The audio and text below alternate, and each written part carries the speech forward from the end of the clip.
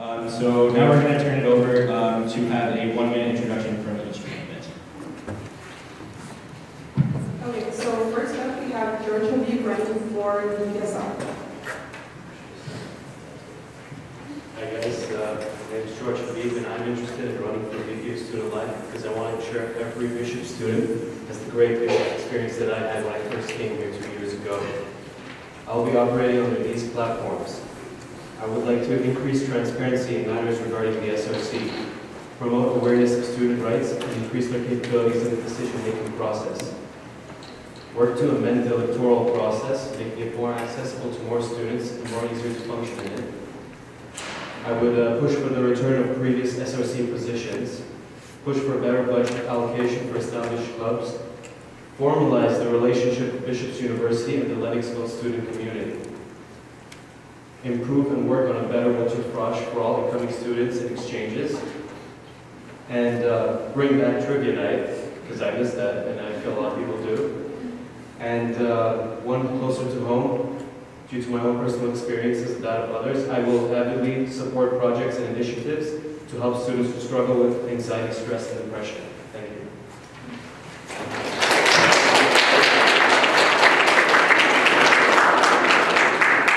So next we have Matthew Wennett DeCarlo, also running for UPSL. Hi. So 3 things you can come to expect from me as your Vice President of Student Life is community, reliability, and focus. So as to improve the community, I will be open to any and all suggestions you have to make BU great and to enrich your time here, because this is really about putting the students first and making sure you have the best time you can here. Reliability. I have held positions similar to this in SAGEP, so I know what it takes to do this. I have done, like as I said, I've done this before, so I can be a pillar that you can rely on, and I'll be your voice between the students and the faculty should you have any issues. And also, coming with this past experience, I have a focus and dedication that can only come with experience, as I previously said. Some things I would like to return would be, like George said, the trivia night, to promote events for smaller groups, like the Prison Letters event. So just to get a widespread notoriety of some of the smaller events that we normally would. And just trying to improve all aspects of the student health, so whether that be mental health, sexual health, or just physical. Thank you.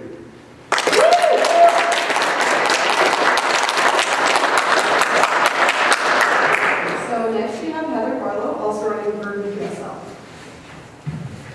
Okay, so hi everyone, like Alex said, my name is Heather Barlow, and I'm the current Vice President of Student Affairs for the SRC. The VP Student Life this year is a new position, and I'm really excited to set the foundation and mold this position into what it can become.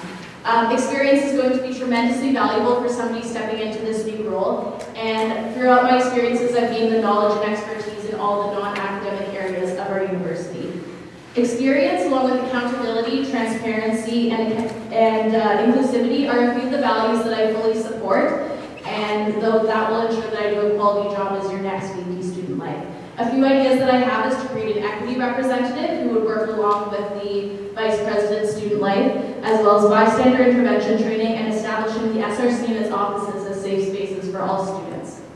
I want to be as collaborative as possible next year, and in shaping my goals if I was elected, I want to be as collaborative as possible, and I want to know what you think the priorities of the VP Student Life should be. Thank you.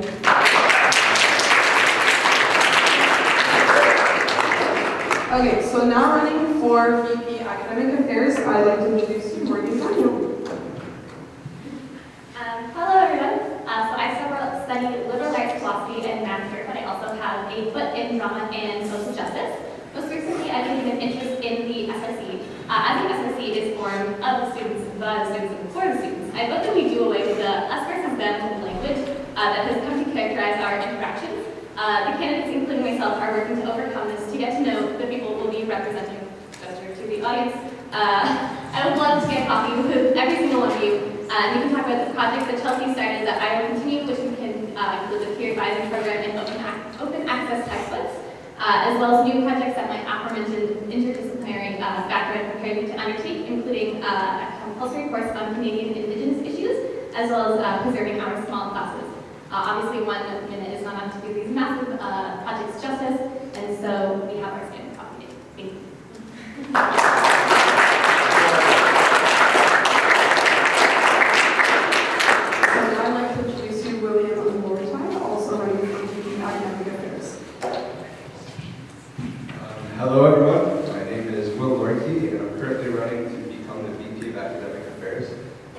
third-year economics student, and for all of you who didn't know, I'm also on the Bishop's golf team. I've been following what the SRC has been doing for quite a bit now, and I feel like I'm ready to jump in and give them a hand. To succeed in this position, the elected member must be highly motivated and must be a relentless worker.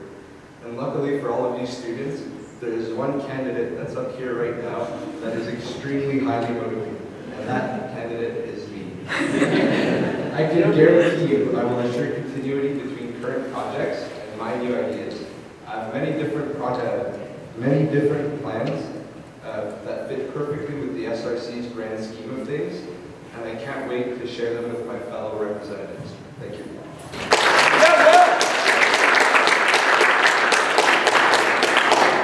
now I'd like to introduce you Matthew Malkern, also running for VP Academics. Hello, fellow leaders. It's my honor to be running for Vice President of Academic Affairs for the SRC. I have a very big passion for bishops, and I love this school so much. I have a little bit of a different background than a lot of the candidates here. I was fortunate enough to study here on exchange during my first undergraduate degree. I always knew after coming here that I would always do what I could to come back. I went to get a master's degree, and I went to work out west and saved up some money so I could come back to Bishops, because Bishops is the most important thing in my life. I love Bishops, and I really want to make a difference here. I feel like I can provide my past academic experience at other universities and this university, along with my work experience, to become the hard worker that you need to work for your academic affairs. In addition to continuing some of the successful programs that in the past SRC Academic has implemented, I will be implementing new programs as well as financial preparedness, looking to recommendations of the Truth and Reconciliation Commission, and looking forward to looking at your ideas to be your representative in student government.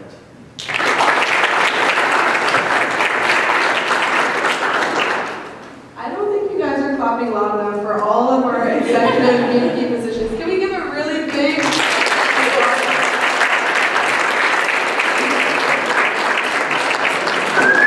So now I'm going to introduce you guys our executive candidates that are running for president. We're going to start with John Tillman.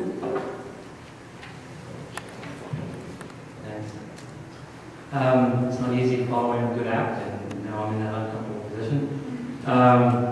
First, though, I want to thank Dominic and Alexandra for everything they're doing to make sure that we have a process. For those of you who don't know me, I'm a mature student on campus, doing double honors in religion and international political economy. I have about 35 years experience in business and entrepreneurship, managing budgets anywhere from a few thousand to several million. So the 300,000 of the SRC is not that big of a stretch. What I would like to do is tell you first of all what I believe in. What I believe in is the funding model for education in our province is fundamentally broken and needs to be fixed. I believe that the SRC model is fundamentally broken and needs to be fixed, with all due respect to all the people who put their hard work into it. I also believe in the President's responsibilities to provide the vision and the consultation that's required for the position. Thank you.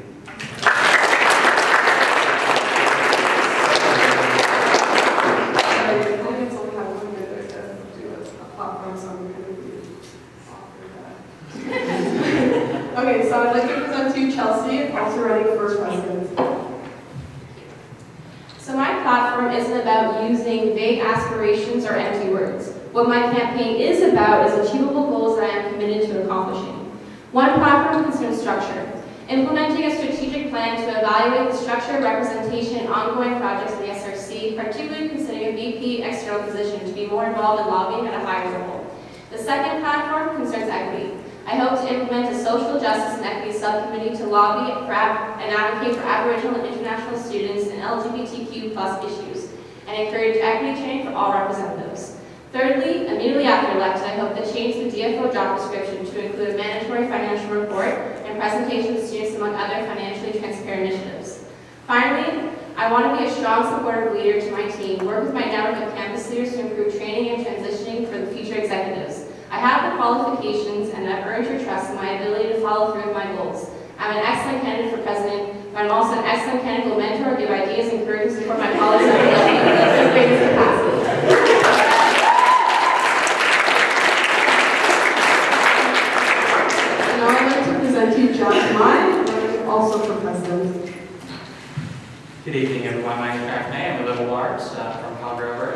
born Canadian. In Canada, everything is always better, isn't it? Yes. So my plan is to increase communication between us students and its SRC. We are here to represent you and your interest. One of the biggest promises I would like to do is to support our sports teams and intramural sports. So good job on the golf there, you know, but yes, like an avid field. I want to convert that during winter months to a ice hockey rink. Conduct research and alternatives to Dewey Dining Hall. Increase new events for students. Advocate on behalf of lowering textbook costs and student fees. Invest in a new job search platform to ensure that everyone has the best opportunity and chance to find a job after they graduate from Bishop's University. We can all stand here all night making promises. It's up to you on election day to make the decision on what makes sense. You can find my platform on bishopaltitude.ca. It's believing in making a difference, a belief in a better university. Thank you.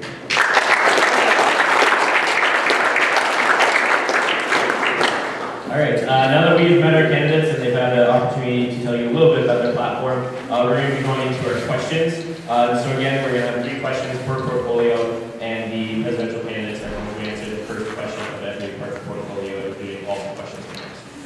So first off, we're going to start with the student life, and we're going to go on rotation. So this will be answered by Heather first, then Matthew, then George. The first question is, according to Stats Canada in 2011, of every 100 incidents of sexual assault, only 6 are reported to the police. 1 to 2% of date rape sexual assaults are reported to police, and 1 in 4 North American women will be sexually assaulted during their lifetime. What do you plan to do to improve the safety of our students in regard to sexual assault? Okay, so that's a great question. One of the things that we've kind of talked about in a lot of meetings with student services directors is the whole idea of introducing sort of a mandatory short quiz for incoming students that they would complete. They'd read over a very short document and complete a short quiz. They could look at the document side by side. Just goes to show that Bishops does care about this issue, and that we're encouraging our students to be more informed about awareness around sexual assault. That's about it. Thank you.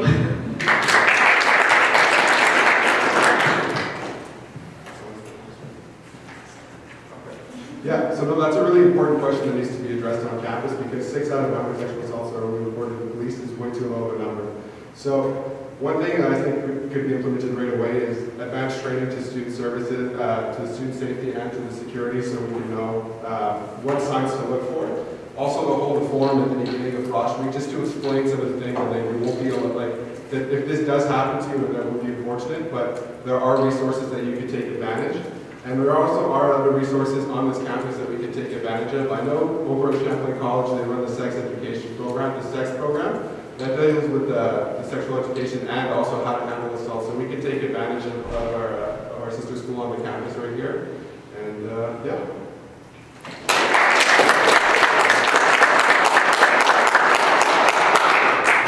Unfortunately, while I do believe that Bishops has done a lot of things for its students in this regard on campus, there are still a lot of things going off campus that are not being reported. I feel like the SRC and Bishop's University needs to perform an outreach program to contact those who organize parties off campus and to make sure everyone is having a safe time and a good time. There are lots of meetings and presentations at the beginning of the year, but that's when you'll generally see them. We need more throughout the year. This can't be just something that one period your school year, and then it's forgotten as the time goes on.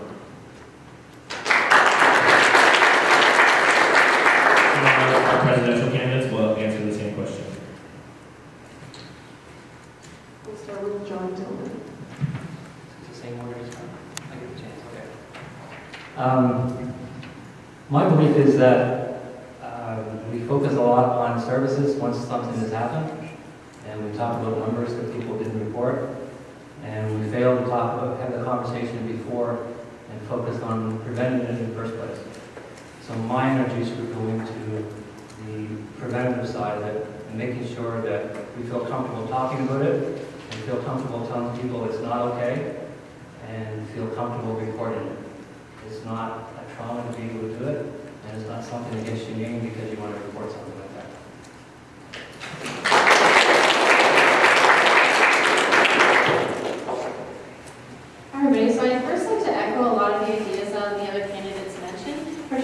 John's point in terms of educating students. I believe in a multifaceted and multi-approach to treating and acknowledging sexual assault. So not only do I think that we need to start pushing administration to actually put time and effort to considering an official sexual assault policy, because that's something that incoming students and parents in the recruitment session consistently ask recruiters and our university what our policy is on sexual assault. Some sideline projects, the Bystander program that Heather mentioned is a really popular one across other universities. Additionally, a blue light program is also something that's been implemented at UBC, where if you're walking across campus or in town, you see this blue light structure, and you're able to push a button and it actually sends a notification straight to the security department. Also just raising awareness about it. So it's not just the victim, but it's also about acknowledging that we need to educate all of our students on campus.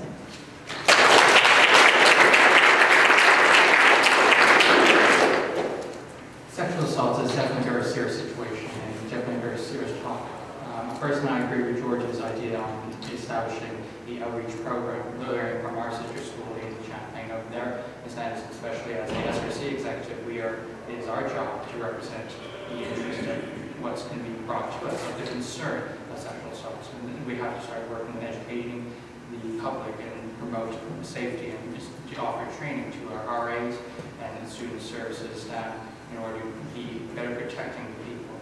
And back at the University of Calgary, I did a foundation program with Safe Walk, extending our Safe Walk program to almost similar to what Chelsea just mentioned in Blue Light, in offering the secure and safety protection, especially when you're walking alone at night or at a unlighted area, or just if you don't feel safe, just seek services and seek help. Thank you. All right, now question 2 for the student-led candidates. This one will go Matthew, George, and Heather. Question 2 is, Bishop's University has a negative reputation based on the amount of disrespectful partying. How would you respond to these allegations, and how would you address these concerns? So, I think anywhere you go, you're going to get allegations of disrespectful partying, because this is often how the community sees us as a party school. So I think just having initiatives for the day after, so like cleanup services, or just having the student safety people come around and just try, if they see things are getting out of hand, just try and we can put them in training to try and diffuse the situation or try and lower it. But I think it's really improving our view of the community, because Bishop's is not just a party school, and it's not just a whole bunch of disrespectful people throwing parties. So I think if we can get the Greater Sherbrooke community to see that that's not all we are, and just have initiatives that'll show the day after, or even during the day after, have more designated drivers, more people who stay sober, just to try and calm things down and let all things get out of hand would be a good idea.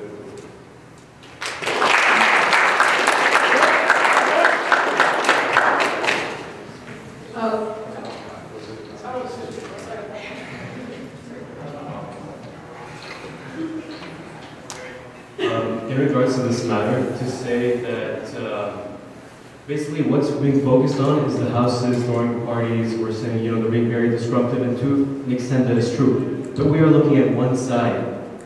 I believe that if the school cooperates more with these houses, agreements on both sides, we can improve the relationships between the Lennoxville student community and school.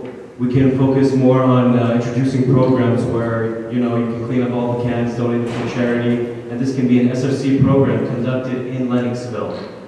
This also plays into my platform of formalizing the relationship with Bishop's University and the Lennoxville student community. One of the ideas which includes SRC events in volunteer Lennoxville houses. Our party side is not something we should take lightly, but it's not something we should be ashamed of. We all like to party, but we like to study too and maintain a good grade. Thank you.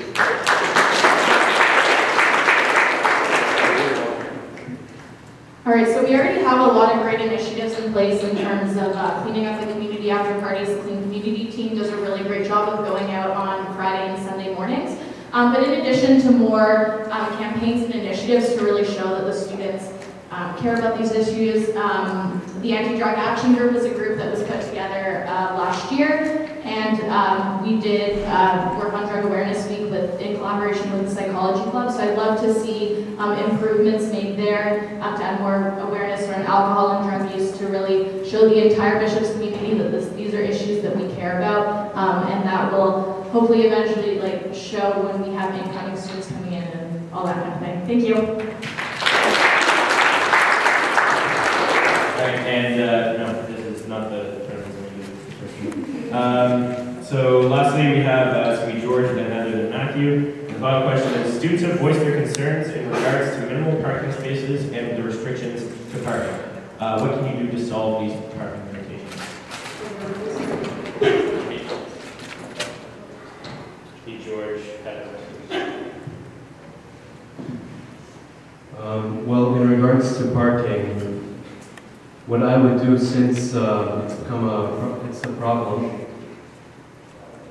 I think honestly, in regards to my position, the best I could do would be to organize student carpooling so less cars can be used at the same time at an affordable price.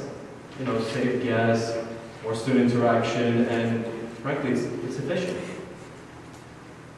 And other than that, really, I have to admit, there's not much I can do. This feels like a school responsibility, not an SRC responsibility. School grounds, they should make locations more open for parking.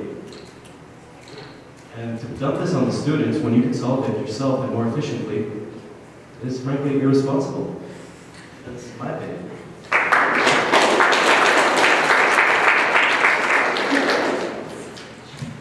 Okay, so I think this is pretty simple. I think that if I was elected, I would do some research into other universities and their parking regulations, and the VP Student Life would be the main liaison between the Bishop's Directors of Student Services, and I currently attend those meetings where the Director of Security is present, so it would be as simple as bringing it up at one of those meetings and having a discussion with security about how we could better improve parking resolutions and just overall parking for students on campus.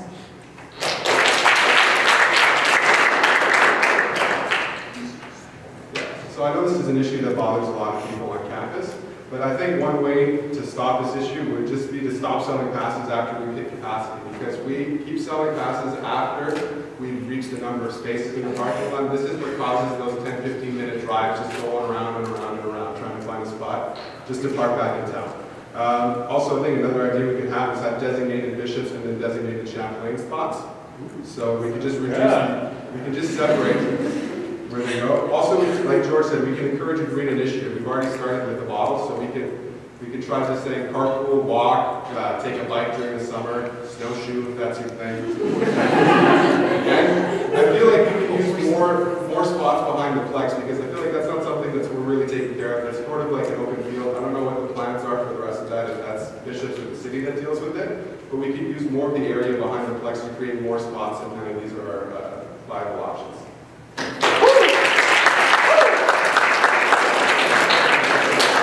We will get moving on to our VP academic candidates. So again, the presidents will be answering this question. We'll do the reverse order for the presidential candidates, so Jack, Joseph, John. This one we will start with Morgan, William, and then Matthew. And the first question is: a large percentage of the student body have expressed concerns in regards to textbook costs. How do you plan on addressing this matter? Yeah, so I know Chelsea started an open access textbook initiative, which I think is amazing, and they're cheaper by up to 80%, are free. I know there are a lot of concerns surrounding this, so some crops are in favor, some aren't. That's really divided, and there's also the issue of how it'll affect the bookstore, as well as there are studies that show that students retain less information from open access textbooks. But obviously, students are already taking steps to acquire cheaper textbooks, however they go with that. And as a student council, students representative council, it is our job to meet the needs that they are bringing to us. And whether it's by open access textbooks, which I really want to explore, the Social Justice Committee is looking at a cooperative bookstore, which would be really interesting and locally run by the students. So I'd love to explore both of those options. Thank you.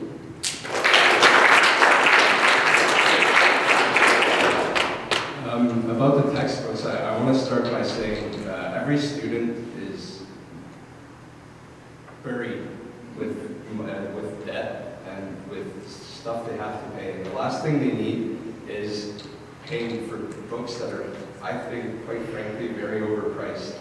And as Morgan just mentioned, Chelsea has started a program is trying to push for a program called Open Access Textbooks. And I think this is a great program. It reduces the cost greatly of books, which is what we want. We want to reduce costs for students. And that's pretty much it. But let's push for this, and we'll work with the bookstore to find a solution to what they can do to keep making profits and keep their business running. Thank you.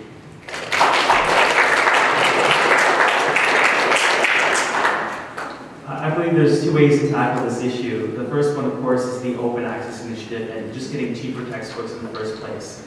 As the VP of Academic Affairs, you sit on the University Senate, so you have a direct role to the professors. So the first step one would try to make more connections with the administration, give more awareness to the professors to choose lower cost textbooks, especially in many areas where there's open source, such as language learning and sciences.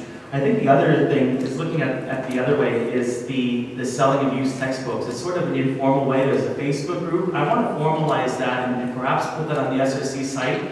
I know that Bucks does something similar to that with just the business textbooks, but I'd like to formalize the way that books are resold, because I know that in a lot of classes they'll reuse the books again and again, and just it's a win-win if the student can buy the book cheaper and another student can sell it and make some money for the next course.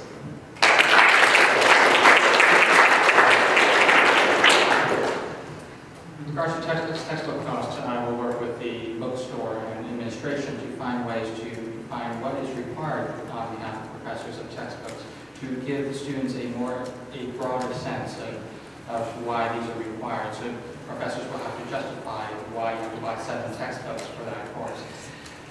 So that's the administration side. On the bookstore side, reselling of used textbooks, as I mentioned when I was my VP Academics, we can definitely cut costs by working with our SRC website in order to buy textbooks and formalizing that Facebook group in order to better assist students in the cost of that. And open textbook is definitely something that is on my radar to hope to bring forward as well for the Bishop's University, but also explore other opportunities and other resources by contacting the publishers directly, working with Brown Hill or and publishing groups in that regard. So we'll definitely work hard to find and save you money in your education. Thank you. Okay, so open access textbooks is something that I've been really focusing on my capacity as VP this year. In terms of next steps, I believe in small, gradual steps. So first we have to start educating our students about the cost of textbooks is outrageous, but next we need to start moving towards educating our staff, because they have the option to choose ebooks. They have the option to choose cheaper textbooks, so they're just ultimately choosing not to. So we're going to be holding an info session, hopefully the winter semester, to teach them about the alternative options and start advocating and pushing to the source for open source textbooks. Because Bishop's ultimately does not want to be behind when everyone else in the entire country is using open access textbooks. So it's a small, I believe it's small gradual steps. It's a very long-term process. Bishop's has a very, they don't like change. And so we need to do it very gradually and start introducing it step by step. And it starts with educating students, and then it has to start with educating our staff as well.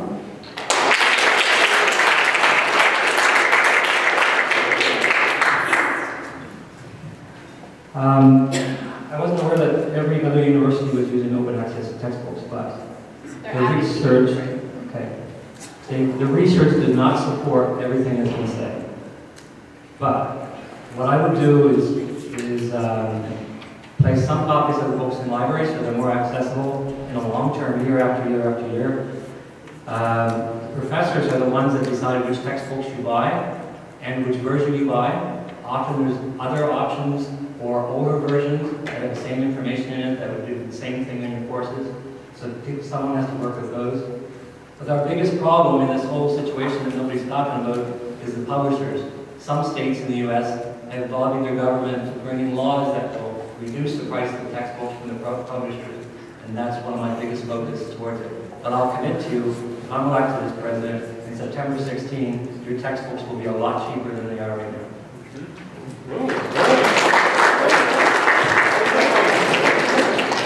So we'll move on to the next question for the academic candidates, and we'll go William, Matthew, and Morgan. The question is, registration always causes an immense amount of stress among students as the system often crashes. How do you plan on simplifying this process for students in order to create a smooth registration period?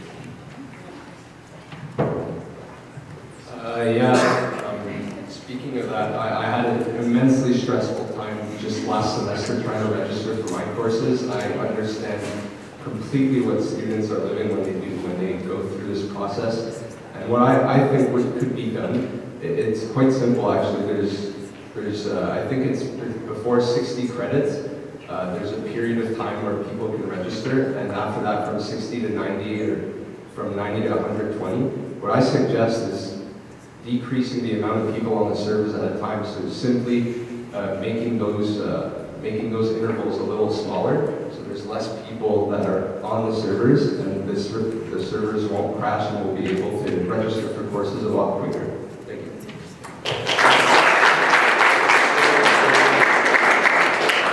Well, I've had experience at other universities, and unfortunately, it's the same process. That is the only way to really eliminate it is the network. The network just can't handle so many people at once. So it's really an ITS infrastructure call. So the only way you can make it better is have less people at the network at once. Currently, it is 60 credits and above register at one time, and below 60 register at another time. I agree, we have to divvy it up more so there's not as many people using the system at the same time, so it will cause less stress. Even if we offset by a couple hours, let's say we divide it into groups of 10 credits and it's a couple hours later, we wouldn't want people to have to wait too long because you sort of have that mentality of today is the registration day. But ultimately, the way to make it faster is to have less people on the network, and that is to provide more times and more slots for registration, so not everyone is trying to register at the exact same time.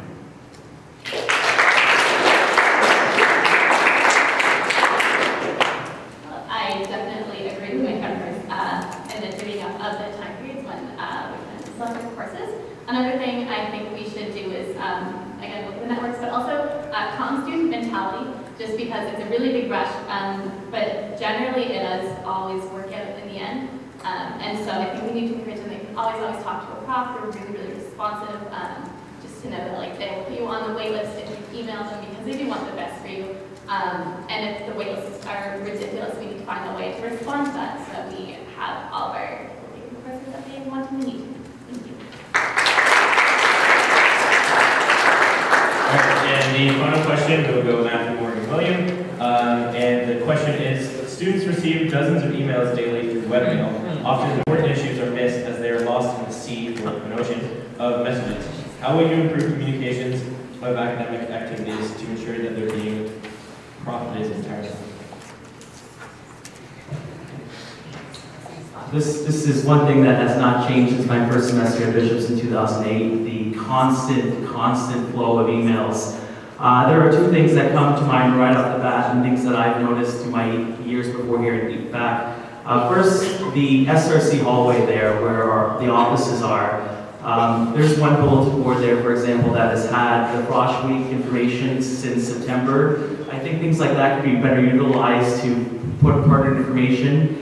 No, I think I wouldn't reduce the amount of emails. I would just offer other opportunities. So we would have the emails, of course, still. We would also have the information on the board. But as VP Academic, I would like to hold sessions, table sessions out in the sub-lobby, similar to what was held back in the fall, to help interact one-on-one with students who may be just passing through and have any questions and advocate any special issues at time of the year. Of course, regarding the registration and other important academic events.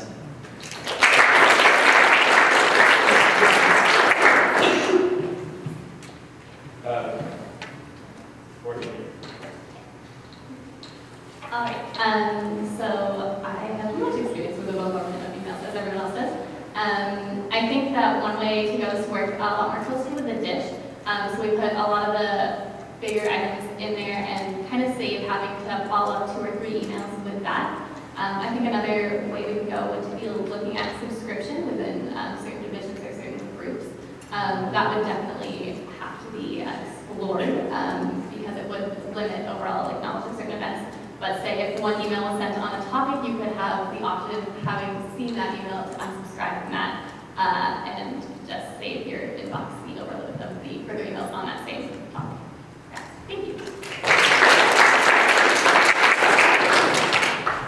All right, well, I'd like to say there are quite a bit of emails that we receive on the Bishop's webmail, but I think it is possible to skim through them and simply look at what is important and what is not. It's easy to find just by the subject more often than not if an email is important or not. And if it's not important, all the students have to do is delete it. I think it's important for the students to be very aware that some profs do communicate and through webmail.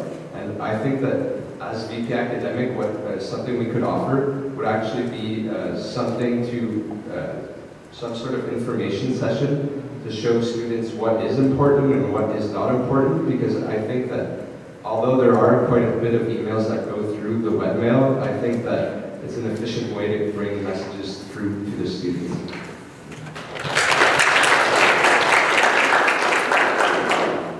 All right, so now moving on to the presidential candidates. So we will do, we'll start with John, Jack, and Chelsea, and we'll do the same rotation for the girls. Chelsea, John, Jack, and then do the rotation from there. Cool. So the first question is, according to the Canadian Federation of Students, from 1990 to 2014, the national average of tuition fees have seen an inflation-adjusted increase of over 155%. Students requiring a Canadian student loan now graduate with an average debt of over $28,000. How do you plan on addressing this matter of financial aid at our university? Okay, so I think the first question that we need to address here is that currently the USRC is not heavily involved in external affairs, so lobbying at provincial and federal government. So one of my primary platforms is, while we're reevaluating the structure and representation of the SRC, is to consider that external affairs to actually make sure that BU is, their voice is heard at the larger level. Secondly, in terms of financial aid, one thing that I'm really promoting, I started promoting it this year, and I would encourage for next year, is to create a financial peer advisors program. So one of the main concerns for retention is regarding finances. So I think our students need more support in terms of learning how to budget, learning how to do taxes. Additionally, I think we essentially just need to continue advocating for student fees, etc. No, at the General Assembly level, we'll be discussing international fees. We need to not only consider provincial students, but international students and what they pay in terms of fees, and make sure that their voice is being heard in regards to that.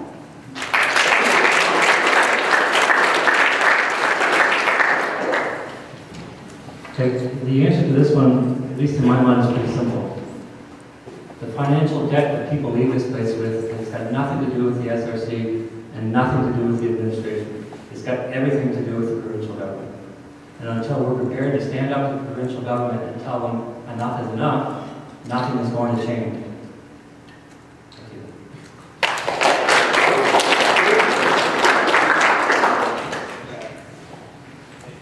Cost of tuition is continuing rising, as we've just heard.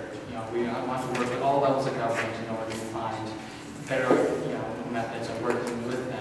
Finding better initiatives to help students get a better education, helping them ease their stress. One of my promises is to revamp our career center and work with administration of Bishop University to find career advising and also cost savings as well. Because with a better managed university, we would have a better, lower cost in tuitions as well.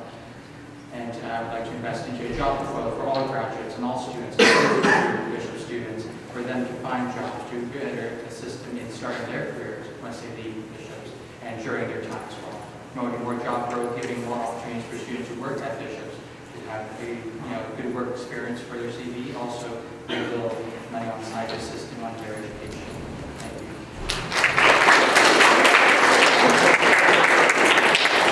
All right, so our next order will be Jack, Chelsea, and John. The question is, students often refer to the SRC as a clique. How do you respond to this commentary, and how will you act in order to provide more inclusiveness? Well, the SRC is responsible to represent everyone, every student that attends Bishops, and also future students as well. We are working together as a team, as an individual, and it should not be about who is friends with who. It's about who can do the job and who deserves to get the job. It's about fair and open competition, transparent government, giving equal knowledge and equal information and equal opportunity to everyone, because everyone deserves a fair chance. Thank you.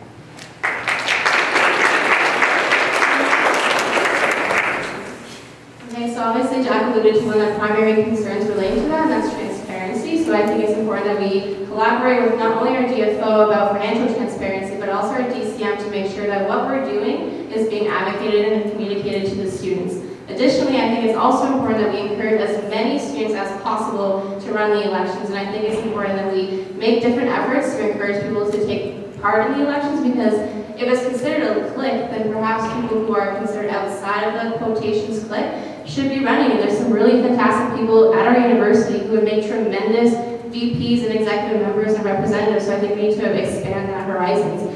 Thirdly, representation is a really huge role in this. So if someone has these ideologies about the SRC, then perhaps we need to expand the types of voices and marginalized voices and people we're representing at the SRC. So currently during the internal review, we're thinking about having an athletics representative on the SRC, and I think it's about considering different voices like that as well.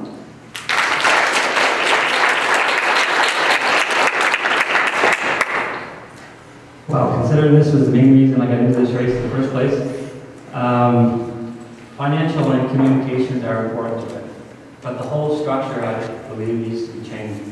In 14 days of being elected, I would call a constitutional conference that opens the whole Constitution and looks at how we can create a system and a platform so that we can keep growing rather than reinventing the wheel each year. That Constitution and our SRC needs to include more representation, and I would propose a double representation at the table. But we also need to entrench in that Constitution a requirement of diversity. Everyone from international students to LGBT to Aboriginal, they all should be guaranteed in our Constitution that they have representation in our council, because that's what bishops is. Thank you.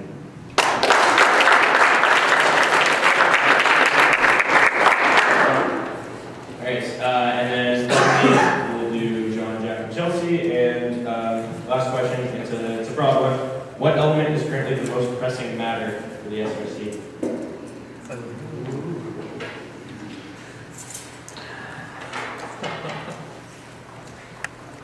I don't believe that the SRC has the structure to be able to build and become an incredible organization that everyone looks to as the strength on campus. 2,600 students is a small group in some people's minds. It's also a massive group in other people's minds.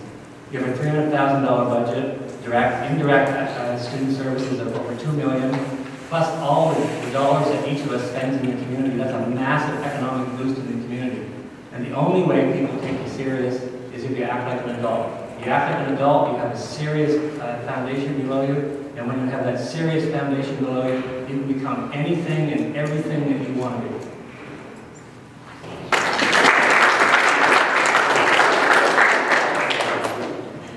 Well, I think everyone is an adult in here. I don't think we have any minors. Did we check ID at the door? Well, the pressing matter for SRC is about representation. It's about understanding what is common sense, working with each and every one of you. And that's the most important thing. We have to stay in touch with everyone. And it's part of our job. We are your employees. And you're the employer. We are essentially voted by you to represent you. We have to earn your trust and work with you.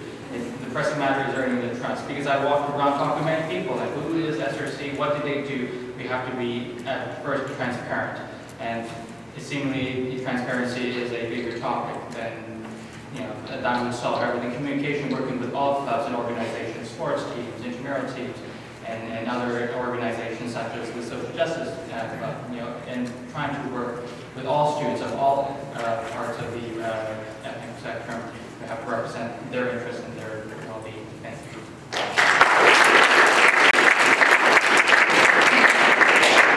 Okay, so we're going into this election with the newly elected VP, student life. It hasn't been, elected before, so this is a new role. So going into it, we have this Constitution, who, if ever anyone here has ever read it, there's a lot of mistakes in it. And ultimately, kind of feeding off of what John said, I think our biggest concern is structure. We need to make sure that our new VP is well supported in terms of their team, and that we have a really strong follow-through to make sure that that strong precedent in terms of making a new position continues, and we continue to build off of that. And that falls through into talking about transparency and representation. I think part of my platform is to continue the internal review and to ensure that we have constant student consultations so that your voices are consistently heard, so we have a diversity of student voices represented within the SRC and who are putting their input towards making sure that what the structure is or will be is exactly what the students want. Thank you.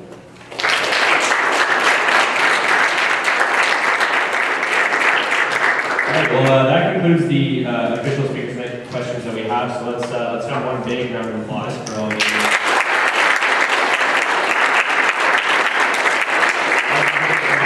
And, a lot of varying platforms here, so there's a lot to choose from. So we're going to open the floor up to questions from the audience. I don't know how we had planned on doing this. Do you want to just come here? Yeah, you guys can just come around and ask. If you have a question, just like form a line here. And you can ask a question to a set of candidates. You can ask a question to a specific candidate. Just right there.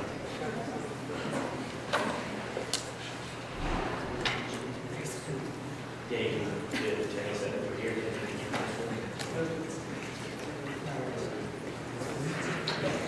All right, so this one is for the president. An often big subject on the agenda is pay for SRC executives. I would like to know your guys' stance on the current SRC pay, whether it should be raised, lowered, stay the same, and why.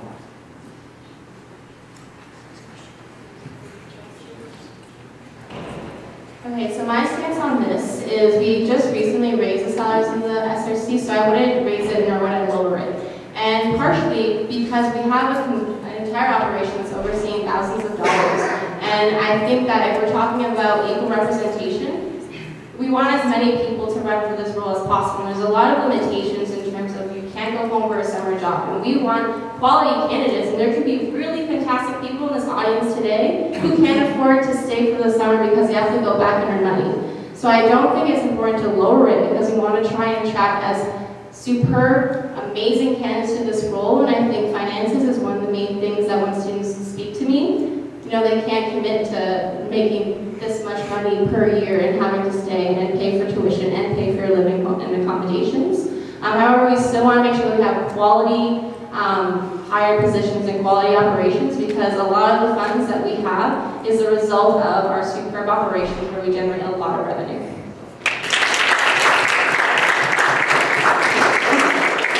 Well, I was never in the SRC beforehand, unlike Chelsea, so I have no control over the raises that has been your concern for the overpay, as you would call it. I would not lower it, I would not raise it, but I would create 10 $100 little bursaries, almost like scholarships, to open to all individuals and bishops from the SRC president. If I am elected, I would create 10 $100 scholarships to open for all opportunities for people that want to give their ideas and that make a difference, that are passionate. And I want to hear your thoughts and your opinion, so that's what I would do.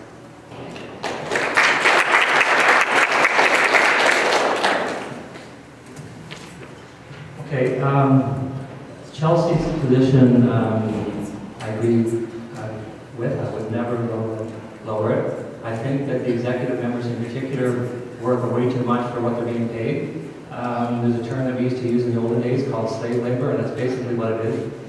My position would be that I would immediately move to at least double the salaries for the executive members. We have a current position where we rely on 100% of our fees, or most of our revenues. Most of our expenses are based on assessments. That's not legitimate, it's not sustainable. We need to move to be able to drastically increase the revenues of the SRC, other than fees, but through operational revenues. So in that sense, I would raise the fees and pay them a respectable amount of money. And when I say respectable, I still, by doubling the fees, you would only be paying them minimum wage for the work that they do. If I'm elected, I do position for $1 per year.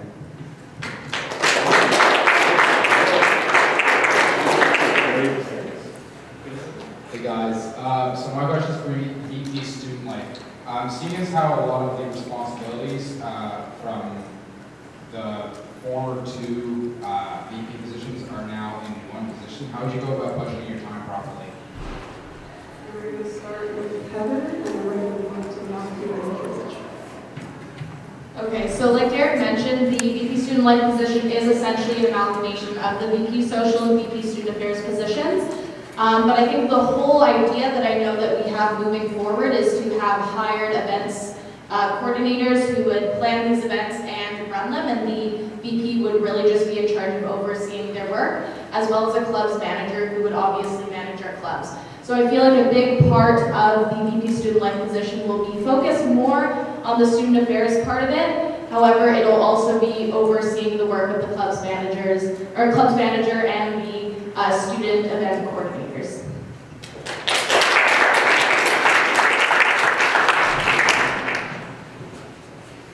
That's a good question. I think the answer to this really lies in how well you're able to delegate. I think if we're able to assemble the best team of, I don't know if the position's called the senators, if you're able to get the best of the best with them, and you're able to delegate properly, I don't think budgeting your time should be a problem. And since Bishops is a really big community, if elected, I would go back and try and find some of these former VPs and try and get their outlook on what's important and what's a necessity.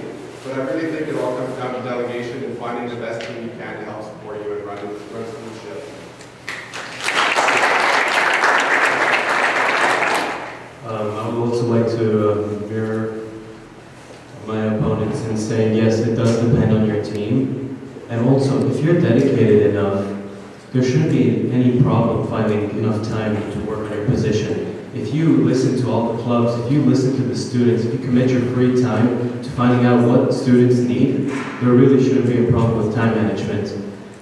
Also, I would like to add that combining two positions into one is something I was against from before the election. It takes away elected positions and leaves less say in the hands of students. I know many people who, because two positions were combined into one, they had to drop out of the elections and were really disappointed. That's all I have to say. Thank you.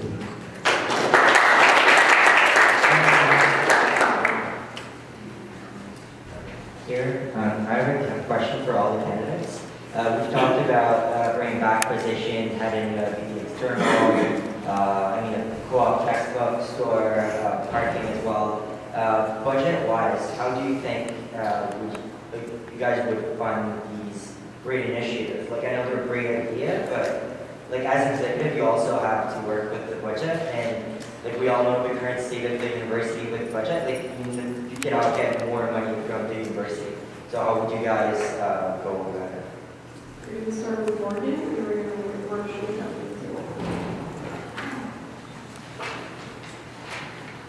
Hello.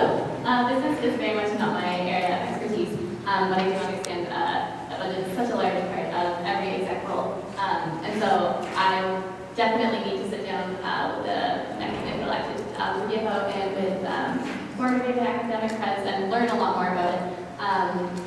But I believe that we really have to set our priorities straight and figure out what is worth spending money on, what is worth cutting.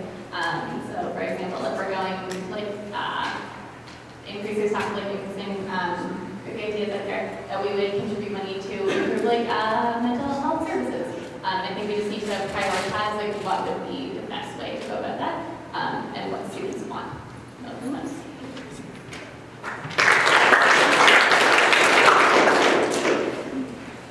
Listen, with what I think this question relates to the academic department is especially the textbooks. And to be honest, I don't really think that the open access problem, that open access textbooks or ebooks, as a matter of fact, are that costly for the SRC. It's more about a change in mentality that we have to make the profs understand and try and get the bookstore to figure out to make them on board with us too in that sense. But I really don't see the link between the budget and the ebooks.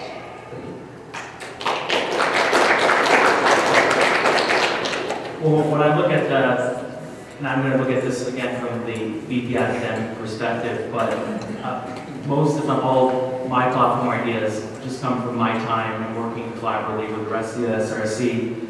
I believe, as far as it comes to the textbooks, as I mentioned in the dual policy before, the VP Academics sits on the University Senate and Admissions Policy and Academic Standing Committee, and it's through that role of advocacy that we'll be able to communicate with the faculty to choose cheaper textbooks. And then implementing something as a more formal book exchange just would not cost anything from the SRC budget, it just is the time to be the academic. In regards to other issues, you know, we talked about the picks before, I'm definitely an outsider. I will do a review of the budget as far as my department and my senators would be concerned and make sure that everything is in order. But I believe most of the ideas that I can achieve, that I want to achieve, will not require any budget.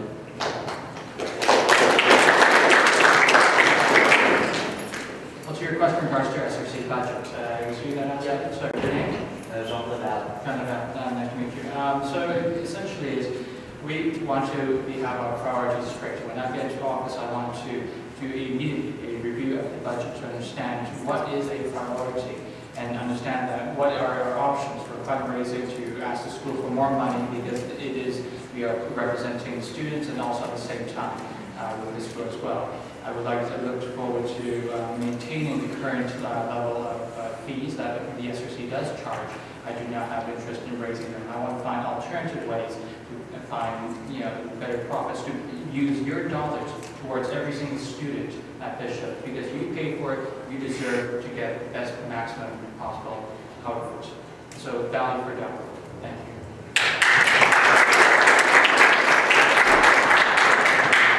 Okay, so the first answer to this question is, if you want money to spend, you have to make sure that you have the money to spend. And I'm in no way encouraging that we ask the university for money, because I don't think they're in a financial situation to cope with that. However, I do believe that the first step for that is to make sure that the candidates that we hire for operations, which is a huge revenue source and profit for the SRC, if we hire great people, then we have the opportunity to earn a great amount of money to fund these projects. And I'm speaking not on just behalf of the projects I'm interested in, but on the projects that this entire table are interested in.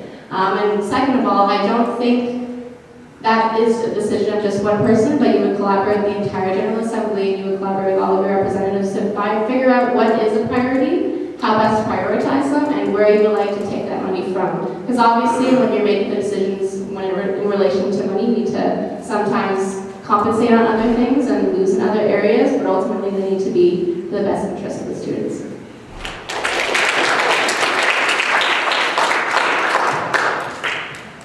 Okay. While I agree with everyone else that we have to look at the priorities, I may disagree with how we perceive the priorities. I don't believe that even an elected assembly should be setting the priorities for the students. I believe it's a subject that should be open to a broad consultation of all the students, and that information should come back to the General Assembly to give them direction on what they should be doing. I would also create, similar to the finance area, I would split the finance area into a finance and a revenue area, so we have a group of students and focus of the SRC that is focused on that revenue development that I spoke about, where we've doubled our revenues. Those are the ways to be able to pay for it. It's not to charge more assessment fees. It's not to pay people less than minimum wage and less than $1 an hour in some situations. It's about paying people respectably. It's about using the resources to be able to pressure and about raising funds.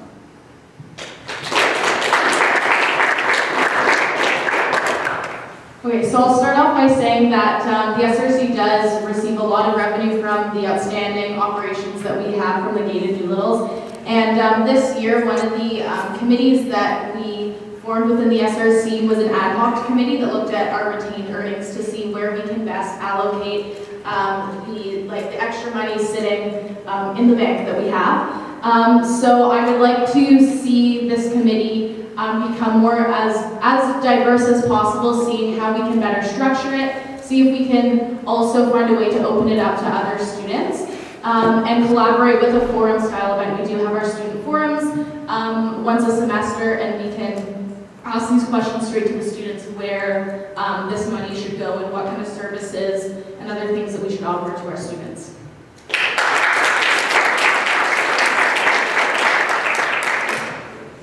So I think it's all well and good to say that we're going to look at a budget, do a budget review, review, but I think the first thing that needs to be done is look at the minutes from the last year's meetings, so we can try and see where this year's, the 2015-2016 SRC was going and where we can build from that.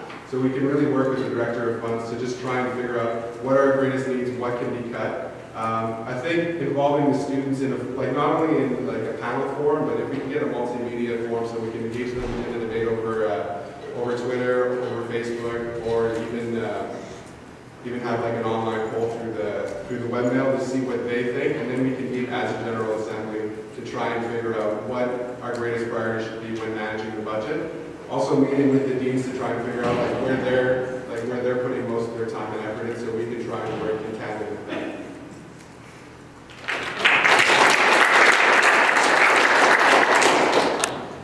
Okay, I'm kind of happy with this question. Been waiting for it. So the problem is not the money. Like Heather mentioned, the SRC does produce enough money to adequately fund clubs. For example, I'm looking at the minutes from a couple of months ago. $19,000 up from Doolittle's, $33,500 up from the game. The other minute, $38,000, $4,000. There is money. It's just, I think, a matter of the management of money. My proposal is, instead of the SRC being responsible for more of the events, we give clubs a stable budget so that they can set up the events that they are familiar with. Instead of seeing fundraisers everywhere like I do every time I go into the sub, let's give them a stable fund so they can focus on the interests of their club, so they can focus on the information and educate us on the matters of their club. And personally, in regards to the wages, $10,000 is too much. We are not RAs. We don't work a lot of hours for just half of that.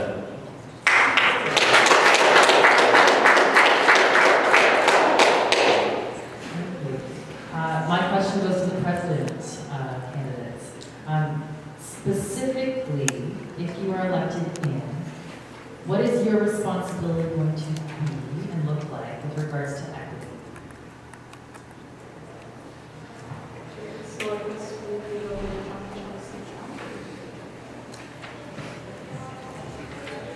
Regarding equity, I would create a position that's equal to a vice president's position that can set on executive, and would entrench a clause in the Constitution that requires the current and future groups to recognize it and to fund and maintain that office.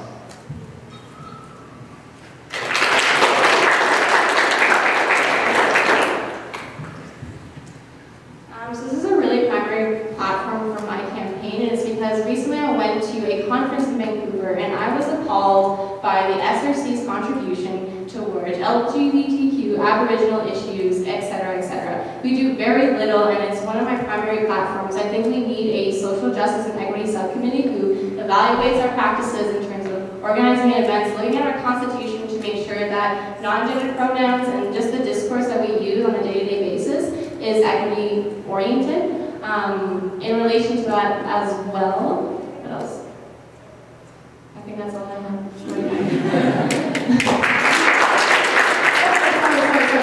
Equity training. I know, Jason, you're really big on that, and I think that's really integral to make sure that our representatives are understanding in terms of marginalized voices and how we can be more inclusive and diverse and understanding of the diverse set of voices we have on campus.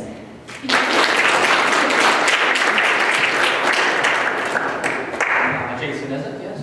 Everyone here, I believe, comes from very unique and diverse backgrounds. Everyone is equal. Everyone deserves the fair protection and fair equality, and we need to do a review on our practices and our constitution to better defend all ethnic groups, all personalities, all views and beliefs and practices. And I think that you raise a very important question, and we'll definitely do a full review with the team, and we are working together in that respect for everyone. Thank you. Okay, so we've got one last question, and this must be for all of the candidates. And I'm going to turn this into a 30-second lightning round, so you guys have to cut your time to ask. Here we go. Are we doing this?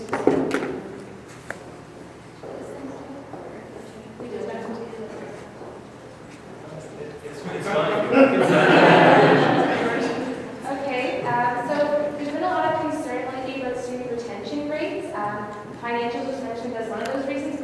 other reasons too that students can't complete their degree.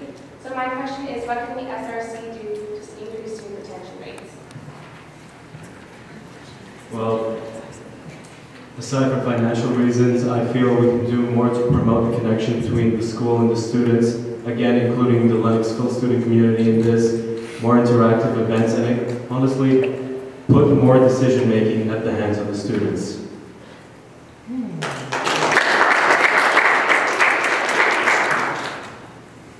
So yeah, like George said, a good way to keep the students to stay here is to put their needs first. So we really should just let them know all the available resources that they can take advantage of if they're struggling with anything. And yeah, it's really just about putting the students first because it's their experience here. I mean, we can talk about financials all we want. At the end of the day, I think retention comes down to how your experience goes here. So just really showing them all the resources they can take advantage would increase that.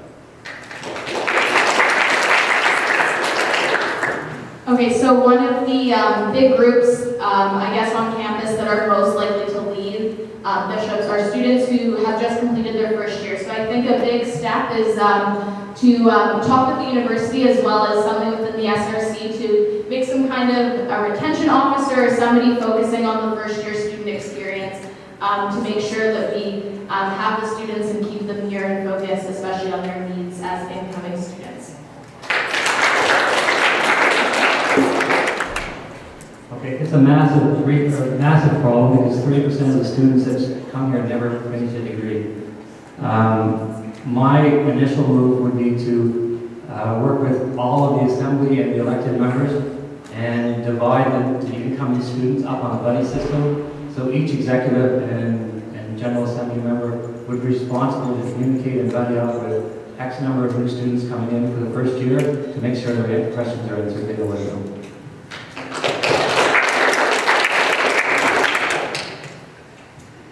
Okay, so retention is an issue now, and that means that we can't just keep with similar practices that we're doing, but we have to make new strategies and implement new ideas. So obviously, I've already currently mentioned the financial peer advisors to help with financial concerns, budgeting. Continue with the academic peer mentoring program, which helps academic advising because academic retention is a really major concern. A recent survey that was circulated by the Dean of Student Affairs, as well as social retention. So making sure that we put the necessary resources into orientation to make sure that our first years are setting off at a really good start.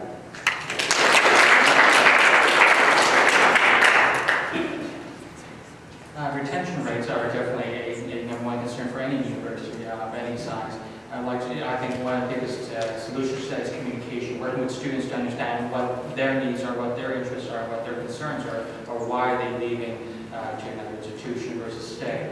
I would invest into a job platform because everyone goes to school to get education and you deserve the best education, but you also need the support to get a good career as well. So we invest in a job platform, raise national marketing campaign as well to let people understand our school as well. Thank you.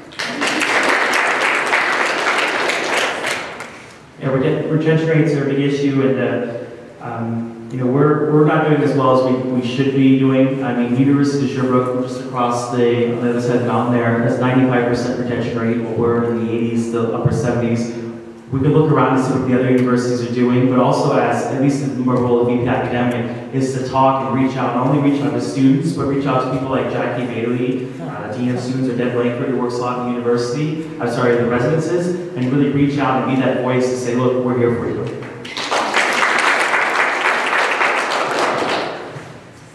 One of the main reasons why people drop out is because of mental illness. We haven't talked about this, but I think that we have to, the VP Academic has to work closely with the President and the VP of Student Life, to work on mental illness issues. And as VP Academic, the important part would be to talk with the teachers about their course syllabi and make modifications in regards to that.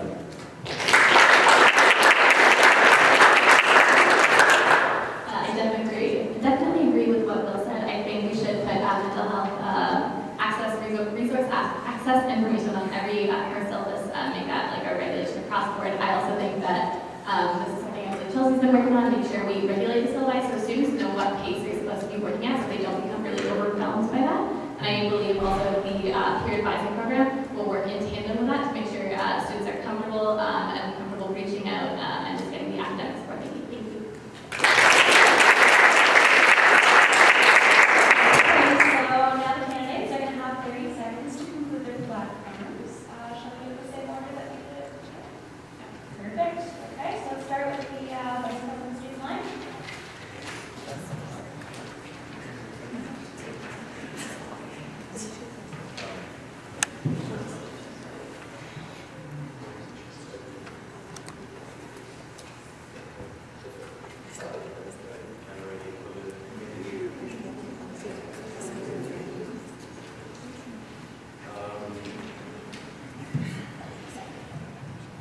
Personally, I'd like to thank all of you guys for coming here tonight, for listening to our platforms, listening to our bios, and asking us the question that needs to be asked. I hope we all learn something from this experience, and hopefully, if we do not get the position this time, we can use this experience to do a better job next time and earn your trust.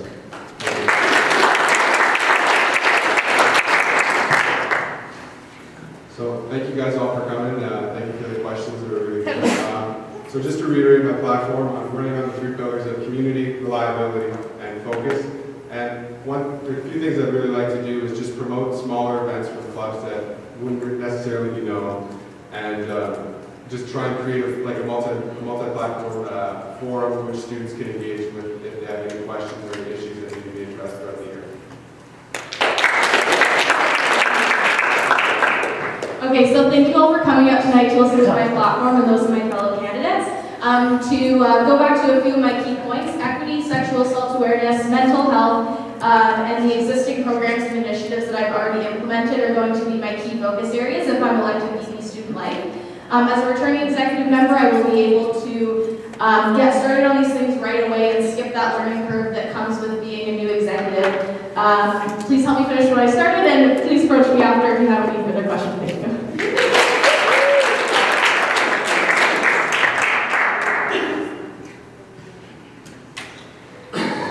Thank you everyone for coming tonight. I just want to reiterate that I have a huge compassion for Bishop's University and that we are your representatives and we want to represent your issues.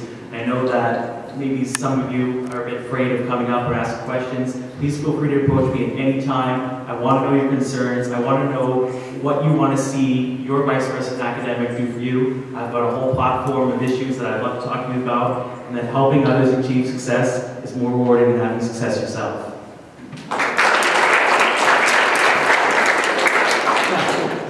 All right, so I really want to keep working on the current projects such as the open access textbooks and the peer mentoring program. I really want to bring in my new ideas too that include looking into the feasibility of making strategic partnerships with other institutions to create more diverse programs. And I also want to look into the possibility of adding more hybrid courses that take both place online and in class. So vote well. Thank you for coming.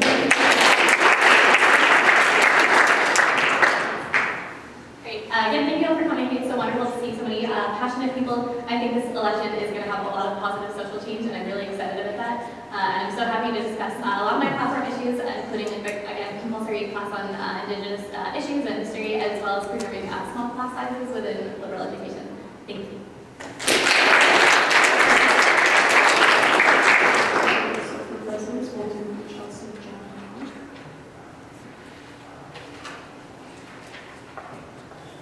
So who you choose to elect as president extends beyond just their campaign goals, but on their capacity to accomplish them. These past 2 years, I have passed policies, implemented initiatives, and have been successful at the administrative level. It's also about their capacity to accomplish all of these goals on top of the pre-existing responsibilities, the everyday operations of the SRC, and the management of a team that you choose to elect. I can do all that whilst following through with my campaign goals, which extends beyond the ideas I presented this evening. Please visit me afterwards for my campaign also.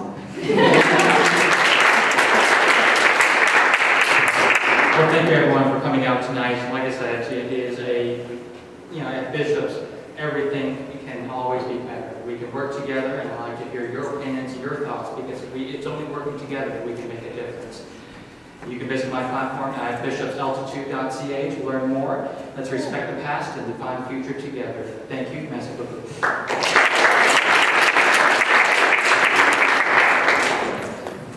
I'd like to thank everyone for coming too. Honestly and deeply, I thank you for coming and having a conversation with us. I would invite you to have some conversations with me during the campaign. If we get nothing out of this process, if we begin to talk about something, that's one of the most important things. My website is johnforsrcpresident.wix.com if you want to visit that. My full platform will be there available by tomorrow. And again, I want to thank the elections officers and everyone who participated. Thank you so much. Thank everyone for coming out tonight. Now we have some lovely snacks inside. We'll be right back along in just a few minutes. So tomorrow we're actually holding a campaign day in the sports class. Everyone will have their own table and come and see all the campaigns. And then on Thursday, come to sub to learn why we vote and get a free piece of Domino's pizza. Let's give a warm